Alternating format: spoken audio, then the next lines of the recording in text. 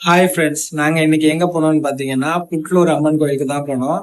இந்த கோயில் எங்கே இருக்குன்னு பார்த்தீங்கன்னா சென்னை சென்ட்ரல்லேருந்து திருவள்ளூர் போகிற வழியில் இருக்குது. அரக்கோணம் இல்லாட்டி திருவள்ளூர் போகிற ட்ரெயினில் ஏறினீங்கன்னா நேராக புட்லூர் ஸ்டாப்பில் வந்து இறங்கிடுங்க. அங்கே இருந்து இந்த கோயில் பார்த்தீங்கன்னா வாக்கப்புள் டிஸ்டன்ஸ் தான். நீங்கள் நடந்து கூட போகலாம், அப்படி இல்லைன்னா ஷேர் ஆட்டோ இருக்கும், அதில் கூட போகலாம். ஒரு ஆளுக்கு 20 ரூபா சார்ஜ் பண்ணுவாங்க. ரயில்வே ஸ்டேஷன்ல ஆரம்பிச்சு கோயில் வரைக்கும் உங்களுக்கு ஃபுல்லா வெறும் கடையா தான் இருக்கும். நீங்க எந்த கடையில வேணாலும் பொருள் வாங்கிக்கலாம்.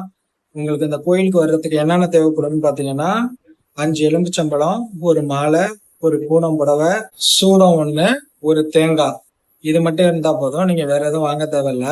கோயிலுக்கு நீங்க வந்ததுக்கு அப்புறம் நேரா கோயில் உள்ள போகக்கூடாது. கோயிலுக்கு வெளியிலேயே பொங்கல் வைக்கிற மண்டபம் இருக்கும். அதுக்கு பின்னாடி பாத்தீங்கன்னா பைப் டாப் இருக்கும். அதுல போயிட்டு நீங்க வந்துட்டு குளிச்சிருங்க. குளிக்க பிடிக்காதவங்க தலையில தண்ணி மட்டும் தெளிச்சுக்கலாம். தண்ணி தெளிச்சுக்கிட்டு நேரா கோயில் என்ட்ரன்ஸ் வந்தீங்கன்னா அங்க பாத்தீங்கன்னா வயசானவங்க இருப்பாங்க. அவங்கள்ட்ட ஒரு எலுமிச்சம்பழத்தை கொடுத்தீங்கன்னா திஷ்டி சுத்தி போடுவாங்க. திஷ்டி சுத்தி முடிச்சதுக்கு அப்புறம் அவங்களுக்கு ஒரு 10 ரூபா 20 ரூபா நீங்க கொடுத்துட்டு நேரா உள்ள போயிடுங்க. உள்ள போயிட்டு நேரா கோயிலுக்குள்ள போயிடுங்க. கோயிலுக்குள்ள போனீங்கன்னா திரிசூலம் இருக்கும். திரிசூலத்துக்கு முன்னாடி தீச்சட்டி இருக்கும். அந்த தீச்சட்டியில நீங்க கொண்டு வந்த சூடத்தை போட்டுட்டு நீங்க கொண்டு வந்த எலுமிச்சம்பழத்தை அந்த திரிசூலத்துல குத்தணும். நீங்க என்ன நினைச்சு இந்த கோயிலுக்கு வந்தீங்களோ அதை வேண்டிக்கிட்டு அந்த திரிசூலத்துல இந்த எலுமிச்சம்பழத்தை குத்துங்க. திரிசூலத்துக்கு பின்னாடியே பாத்தீங்கன்னா விளக்கேத்துற இடம் இருக்கும். நீங்க விளக்கேத்துற மாதிரி இருந்தா அதுல விளக்கேத்திடுங்க. நீங்க விளக்கு ஏத்தி முடிச்சதுக்கு அப்புறம் லெஃப்ட் சைட்ல பாத்தீங்கன்னா தேங்காய் உடைப்பாங்க. அவங்கள்ட்ட நீங்க கொண்டு வந்த தேங்காயை கொடுத்து 20 ரூபா கொடுத்தீங்கன்னா தேங்காய் உடைச்சு கொடுத்துருவாங்க. கோயில் உள்ள வந்து தேங்காய் உடைக்க மாட்டாங்க. அதனால நீங்க வெளியிலேயே இவங்கள்ட்ட உடைச்சுங்க. உடைச்சிக்கிட்டு பக்கத்திலேயே பாத்தீங்கன்னா தொட்டில் கட்டுவாங்க. குழந்தைக்கு வேண்டிக்கிட்டு தொட்டில் கட்டுவாங்க. போனோடனே நீங்க தொட்டில கட்டிடக்கூடாது. நீங்க வந்து அந்த தொட்டில எடுத்துக்கிட்டு அந்த சாமியை கும்பிட்டு 11 முறை அந்த கோயிலை நீங்க சுத்தணும். 11 முறை சுத்துறப்ப உங்க ஒய்ஃபு கிட்ட அந்த தொட்டில கொடுத்து முந்தானையில வச்சுக்க சொல்லிட்டு 11 முறை அந்த கோயிலை நீங்க சுத்தணும். சுத்தி முடிச்சதுக்கு அப்புறம் அந்த தொட்டில கொண்டாந்து அதுல கட்டுங்க. கட்டிட்டு பக்கத்துல இருக்க ஒரு புத்து இருக்கும், அங்கேயே சாமி கும்பிட்டு அதுக்கப்புறமா நீங்க கோயிலுக்குள்ள போகலாம். தொட்டில் கட்டி முடிச்சதுக்கு அப்புறம் நீங்க 2 எலும்புச்சம்பழம், மஞ்சள் குங்குமம், இது ரெண்டும் எடுத்துக்கிட்டு கோயிலுக்குள்ள போங்க.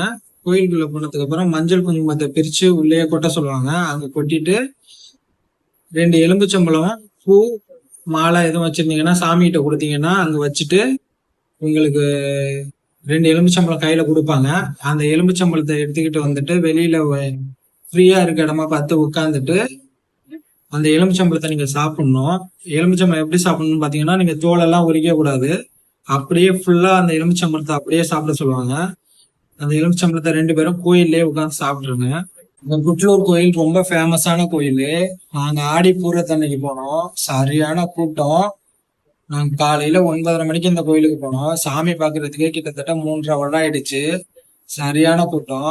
நிறைய பேர் வருவாங்க. இந்த கோயிலுக்கு வந்து நிறைய பேருக்கு குழந்தை பாக்கியம், கல்யாணம் நடக்கிறது, இந்த மாதிரி நிறைய விஷயங்கள் நடந்திருக்கு. நாங்க போன அன்னைக்கு பாத்தீங்கன்னா நிறைய வளகாப்பு, அவ்வளோ வளகாப்பு. காலையில ஆரம்பிச்சு ஈவினிங் வரைக்கும் இந்த கூட்டம் வந்துகிட்டே இருப்பாங்க. கொஞ்சம் கூட கூட்டம் குறையவே இல்லை. சரியான கூட்டம். அவ்வளவு ஃபேமஸ் இந்த கோயிலு. இந்த கோயிலுக்கு வர்றதுக்கு வாய்ப்பு கிடைச்சுன்னா கண்டிப்பா இந்த கோயிலுக்கு ஒரு வாட்டி நீங்க வந்துட்டு போங்க. இந்த கோயிலோட வரலாறு பாத்தீங்கன்னா சிவனும் பார்வதி தேவியும் நடந்து வந்துகிட்டு இருக்கும் போது அம்மனுக்கு அதிக தாகம் எடுத்ததுனால சிவன் வந்துட்டு பார்வதி தேவிய ஒரு வேப்ப மரத்தை அடியில அங்க உட்கார வச்சுட்டு சிவன் தண்ணி எடுக்கிறதுக்கு வேண்டி பக்கத்துல போயிடுவாரு.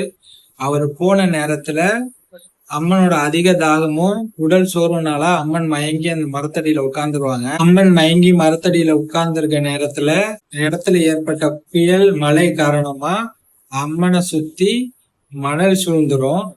அந்த மணல் சூழ்ந்தல் தான் இப்ப அங்க புத்தா இருக்கு. அந்த புத்துல இருந்து அம்மன் அருள்பாலிக்கிறதா ஐதீகம். இங்க போற எல்லாருக்குமே நல்ல வழியை தான் அந்த அம்மன் காட்டுறாங்க. எப்படி சொல்றேன்னா நீங்க அந்த கோயிலுக்கு போனீங்கன்னா அங்க நடக்கிற வளகாப்பு வச்சு அதை நீங்க தெரிஞ்சுக்க முடியும். அவ்வளவு பேருக்கு வளகாப்பு நடக்கும். ஓகே ஃப்ரெண்ட்ஸ், டைம் கிடைச்சா நீங்களும் உங்க ஃப்ரெண்டு ஃபேமிலியோட போயிட்டு வாங்க. நல்ல கோயில்.